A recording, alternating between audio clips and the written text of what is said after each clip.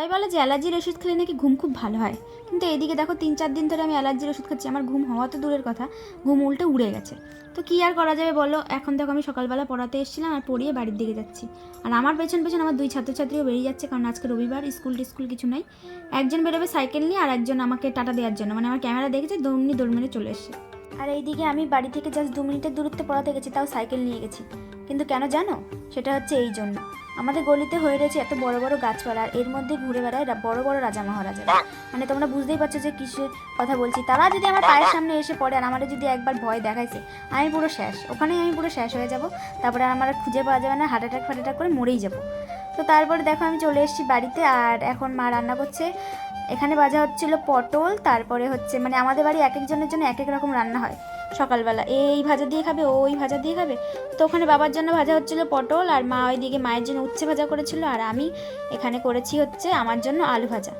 তোমাদের আগেই শেয়ার করেছিলাম যে আমার মায়ের খুব শরীর খারাপ, আর তাই ভাবলাম চলো একটু হেল্প করা যাক। অন্যান্য দিনও করি, পড়িয়ে সেই সবজি টবজিগুলো আমি কেটে দিই। তো দেখো আমি এখানে হচ্ছে আমার আলু ভাজা খাওয়ার জন্য আলু কাটছিলাম, আর এখানে দেখো আগে থেকেই মাছ টাছগুলো কেটে রাখা হয়েছিল। এখানে হচ্ছে মায়া মাছ আর ভোলা মাছের ঝোল করা হবে, আর মায়া মাছের যে রেসিপিটা সেটা তো তোমাদের আগের ভিডিওতে শেয়ার করে দিয়েছি। তো প্রথমে আমি হচ্ছে উচ্ছে ভাজার উচ্ছে ভাজার তেলটার মধ্যে আলুটা ভেজে নিয়েছি। ইনি হচ্ছেন আমাদের বাড়ির সব থেকে ছোটো সদস্য। আমার ভাই যে একটু মাটির দিকে গেছে, আর ও অমনি পেছন পেছন চলে যেতে লেগেছে। মানে দুজন সবসময় একসাথেই থাকে, ওকে ছাড়া চলে না, কিন্তু সাথে থাকলে যে এত পরিমাণে মারামারি করে কি আর বলবো।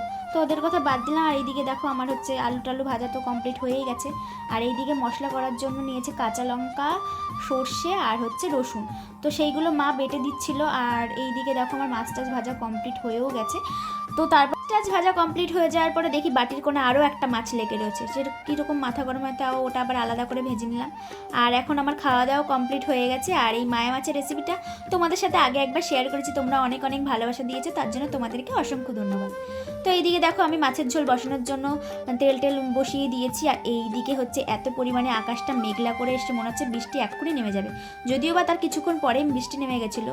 আর হ্যাঁ, আমাদের বাড়িতে কিন্তু গ্যাস আছে, কিন্তু আমরা তাও উনুনে রান্না করি। তার কারণ কেন জানো?